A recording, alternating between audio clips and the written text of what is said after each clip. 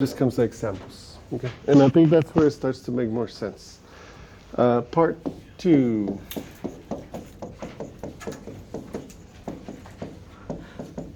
It gets easier and easier, okay? Just take my word. Trust me. Example 1. Let's do f of x equal x squared minus 5x minus 6, x squared plus 4x plus 3. Right now, next week, we'll be able to do some information here, but right now, there's nothing you can answer about this. Yeah, there's nothing. I don't know anything about this, except that it's going to look weird. Because we have to factor first. All of these, if they didn't factor for us, we need to factor them. So both of these will factor. Okay, if you're good at factoring, go for it. You don't need to watch this. If you struggle a little bit, just some hints. X times x, these will be both x's. If the second sign is a negative, the only way to multiply to a negative is if they're opposite signs. If they're both plus plus, these will always be plus plus. They're just little shortcuts. Okay. The top one is what times what multiplies to negative 6, but adds to negative 5. The bottom one is what times what multiplies to 3, but adds to 4. I don't know if you remember, but we started the school year with factoring. It's October. Almost at the end of October, we're still factoring. It'll be April, we're still going to be factoring all year. Okay, all year we factor.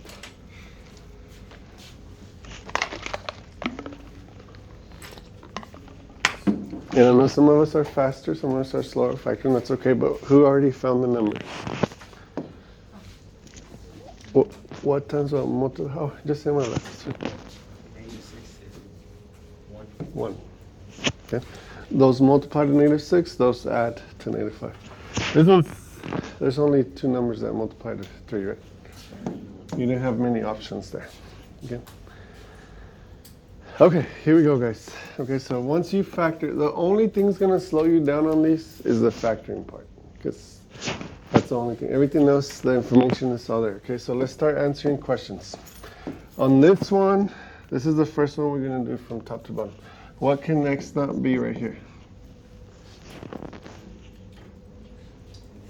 Negative 1, right? Because you're moving it over, right? So negative 1. And x can't be negative 3. So now we can write our domain. Domain. I'll walk you through this one, and then the next one, I'll let you guys do it. Okay, so negative infinity. If you're walking from left to right, who comes first? Negative 3 or negative 1? Negative 3. We jump over it, and then we go to negative 1, jump over it. After negative 1, you can go for forever. There's the domain. Okay. You notice here these two are identical. They cancel. And it's okay, look at your notes. I'm just seeing if you know how to read your notes. Who comes from the ones that cancel? What?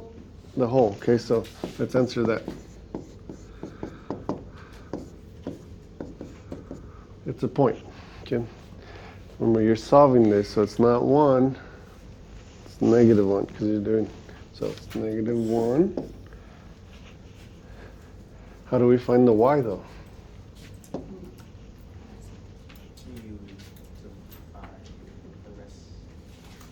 Divide the rest?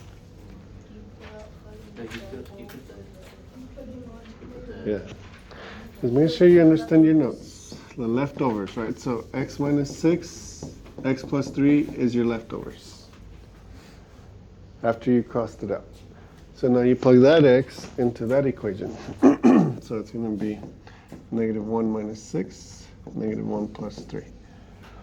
Now when you had your TIs, you could plug all that into like one single line. We can't do that no more. So if you're not good with numbers, do the top first, then do the bottom second, right? But this would be negative 7, 2. Now 7 halves to me, I don't know, that doesn't really tell me. So I like to convert it to a decimal, right? So just divide 7 divided by 2. I know exactly where 3.5 is. Okay, so there it is, negative 3.5. There's your whole. We're good? Okay. Where does the VA come from? The bottom, right? Leftover at the bottom. So this is an equation, so it reads x equal. And you just solve that equation. So you just move that 3 over. -3. So that means there's this line, dotted line, at -3. That's what it means. Okay, next up would be our x-intercept. Where does that one come from? Top. What's always true about x-intercepts? There it is, okay? Comes from the top, move that little 6 over, -6 becomes +6. All the information's there, you just have to know how to decode it, like what everything means. Okay, we're good. I think that's everything. I'm gonna do y-intercept. That's actually not from today, that's not new. We've been doing y-intercept. But for y-intercept, x is always 0, right? And so all you have to do is plug that 0 into the leftovers. So check this out. Y equals x minus 6, x plus 3 is my leftovers. So I plug in a 0 there. Okay, let that sink in real quick and sure it makes sense. They're just zeros, so these ones are actually easier to do.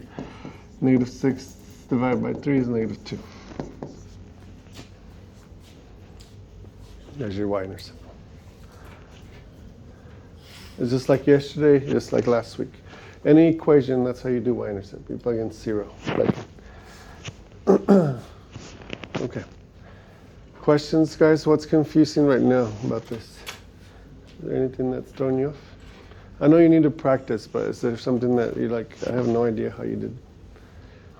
Okay, let me get you started on this one, and then, but this one we'll do in pieces. Like I'm actually gonna give you time to work it out. Okay, so let's do number 2. Which one is it? Let's do this one. Y equals.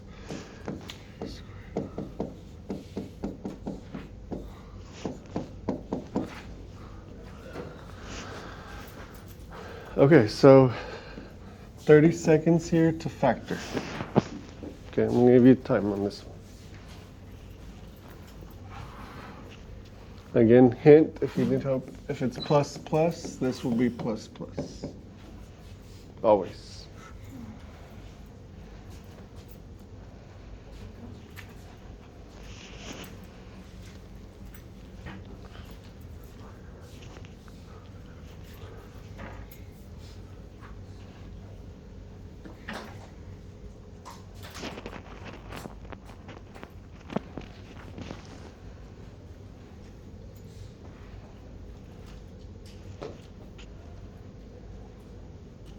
Okay, so here we go. Only thing that multiplies to 4, no, there is 2 numbers that multiply to 4, right? 2 and 2 and 1 and 4. But that to 5 is to be 4 and 1, or 1 and 4, no matter where you put it. What about the bottom? Can you do anything to this bottom? No, so that one stays. Okay. I suggest you do them in this order. I think it's easier, so I always do the domain first with these. So what can x not be on this one? -1, right? So from -infinity to -1, jump over -1 to infinity. I only have one discontinuity right there. Without thinking about it, I don't know if it's a whole or an asymptote, but I will in just a second. Okay, these do cancel because they're the same. Oh wait, I'm doing it for you. Okay, no, you go. Find your hole. Okay, I'll give you a minute. See.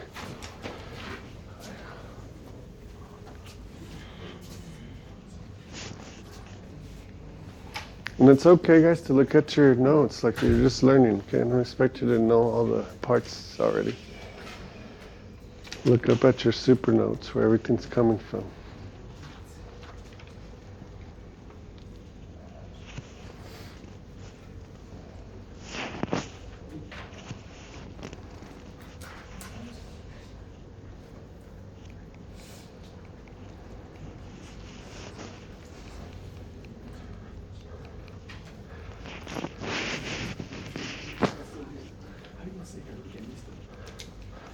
I'm nervous about the students that are not here. If they don't take the time to watch the super notes, they're going to be having a hard time. Okay, here we go. So what's the x on the whole? -1, okay? Then you plug that back into the leftovers. The only thing left over is x plus 4. That's all that you have left over, right? Because the other two canceled. So it'd just be -1 plus 4, which is 3. There's your whole. Okay. Okay. Vertical asymptote comes from? Bottom. There's nothing left at the bottom. So what do you think the answer is? 1. None. Because there's nothing there to solve for. There's no equation there that we can solve for. So nothing exists. Because if you erase this, there's nothing there. There's nothing at all. Okay. X-intercept. Go ahead and do that one real quick. That should take you about 5 seconds.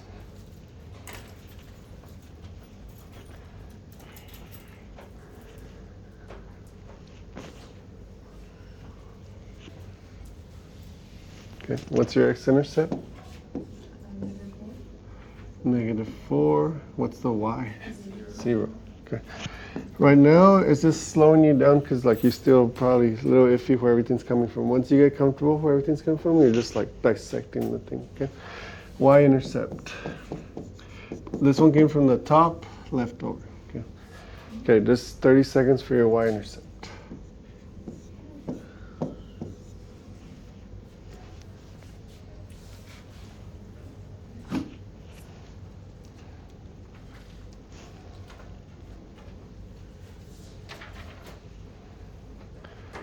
By the way, one thing that might trick you up in the future is where do you plug in the x, like into before you cancel or after you cancel?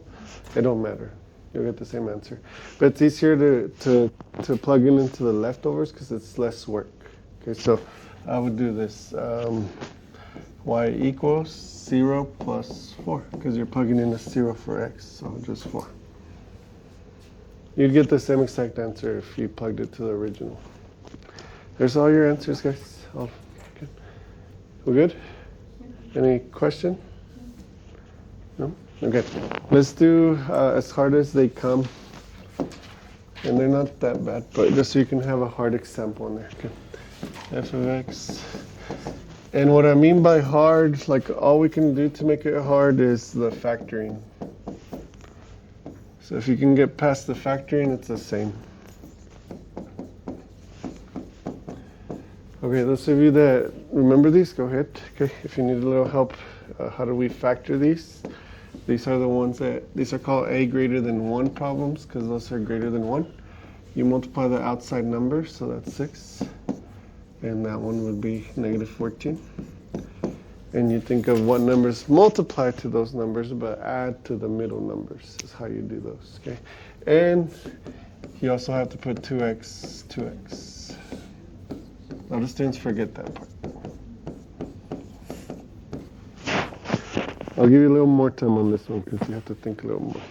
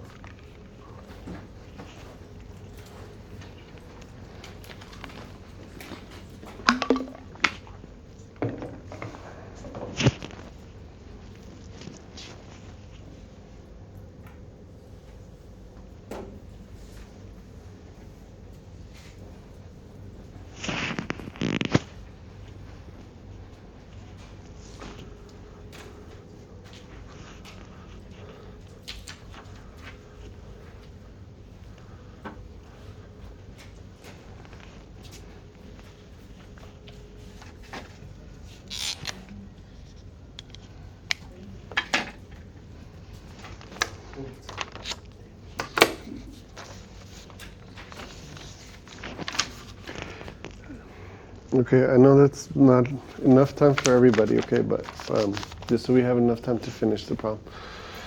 What would be the numbers that, oh wait, just hints for those that struggle. If this is plus they have to be the same sign, so either negative, negative, or positive, positive. Because that's the only way you can multiply to a positive, right? So it would be the numbers here, though. Multiply to 6, but add to 7. Yeah, 6 and 1. 6 and 1, and they both have to be negative. Okay. If the third sign, if this is negative, they have to be opposite signs, because that's the only way you can multiply to negative. So 14 and 1, right, guys? 14 and 1. To get a positive in the middle, the bigger one would be positive. Okay, I lost a student on this next step because I didn't show this step, but what you're doing here is you're reducing these two by 2. Dividing by 2, dividing by 2, dividing by 2, dividing by 2. Notice I can't divide the other ones. You always, when you factor these, one factor always shrinks. Because remember when we did this, I would tell you 2 times 2 is not 2. That's how you know that you had to reduce. So x minus 3 to x minus 1, x plus 7, because 14 divided by 2 is 7, to x minus 1. So that's the only thing we can do to make it more difficult. It's like just the factoring. So if you can get past the factoring, now we're back in square one. Okay. Question up to this point? Okay, there is one little different thing on this one, the domain. I just want to emphasize this. What can x not be on this one? Negative 7. Okay, but here people have gotten this answer wrong. What can x not be on this one? Okay, that's the problem when we always say opposite, because we get in the habit of saying opposite, opposite, opposite. But here's really what you're doing, okay? And I'm glad y'all said one, that way we can fix it. What you're really doing is you're setting that equation equal to 0, and then you're solving it. So I'm moving the 1 over, but the x is not by itself yet. So I have to, how do I get rid of that 2? Divide it. So x is a half. Okay, that's the difference with those that have a number in the front. Okay. So x can't be a half on that one. Does that make sense, guys? Yes? Okay. So my domain would be negative infinity to negative 7, jump over negative 7, go to 1/2, jump over half, then go to infinity. Okay, because the time, I'm going to finish this off. That way you have all the right info on there, okay? The whole comes from here. So we already established that that's a half. And I have to plug the half back into the leftovers. So y equals 1/2 minus 3, 1/2 plus 7. I lost another class on this step. But a half is kind of ugly to do, but if you do a decimal, that's easier to do, right? 5.5 minus 3.5 plus 7. You can't plug all that in on the blue calculator all in a single step, so do it in pieces. First, the top part, negative 2.5. 0.5 plus 7, 7.5.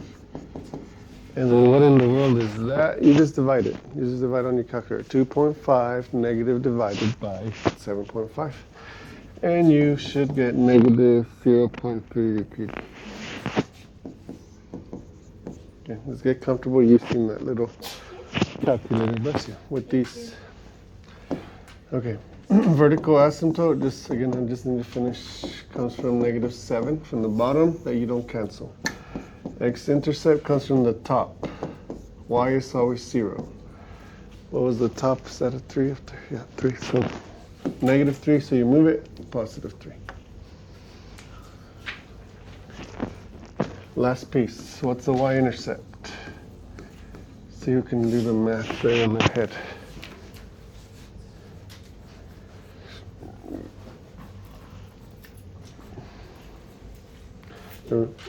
You put in a 0 into those two x's that are left over. Right here, 0, 0. What's the only thing left? If I put 4, because like 0 minus 3 is just negative 3, right? 0 plus 7 is just 7, so negative 3 over 7. Let me show you on there in case I lost you there. y equals 0 minus 3, 0 plus 7. That's it, guys. Okay, so that was me. Tomorrow, you guys will get to practice all this. Okay?